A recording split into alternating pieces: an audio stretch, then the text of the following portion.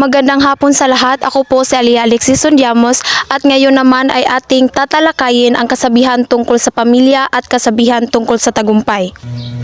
Halimbawa, ang ibinabait ng bata sa matanda nagmula. Ibig sabihin, ang asal ng bata ay resulta ng turo at halimbawa ng nakakatanda. Halimbawa nito ay mabait si Lisa dahil mahusay siyang pinalaki ng kanyang lolo at lola.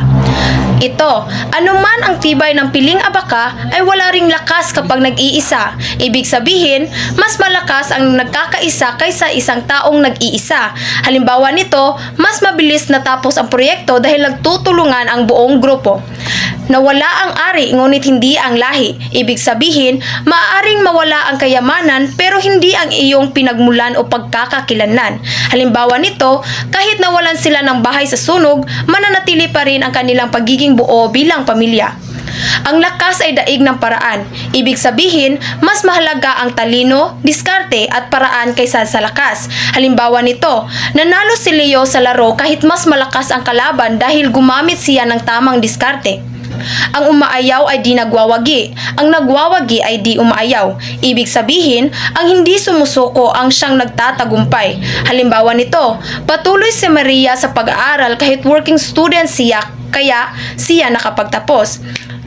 Kung may hirap ay may ginhawa. Ibig sabihin, pagkatapos ng paghihirap ay may darating na maginhawang panahon. Halimbawa nito, matagal siyang nagtitiis sa trabaho, pero ngayon, maayos ang kanyang buhay. Kwarta na naging bato pa. Ibig sabihin, isang bagay na muntik nang maging iyo pero hindi natuloy.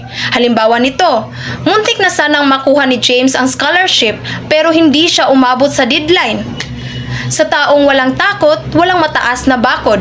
Ibig sabihin, walang imposible para sa taong matapang at may lakas ng loob. Halimbawa nito, nakuha ni Carlo ang trabaho na pangarap niya dahil hindi siya natakot mag-apply. Ngayon naman ating tuklasin ang manunulat ng salawikaing sina Inigo Ed Regalado at si Jose Protasio Rizal Mercado y Alonso Rialunda. Ang matibay na kalooban, ang lahat ay nagagampanan. Ibig sabihin, kapag determinado at matatag ang loob ng tao, kaya niyang tapusin at malagpasan ang anumang gawain o pagsubok. Halimbawa nito, dahil sa matibay na kalooban ni Mark, natapos niya ang proyekto kahit maraming problema ang dumating. Kapag ang tao'y matipid, maraming maililigpit. Ibig sabihin, ang taong marunong magtipid ay nakakaipon ng maraming bagay o pera.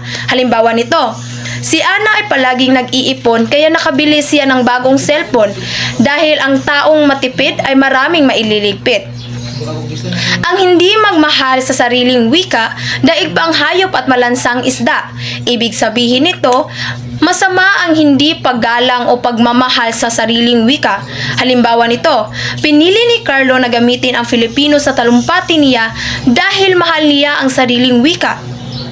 Ang hindi marunong lumingon sa pinanggalingan ay hindi makararating sa paruroonan.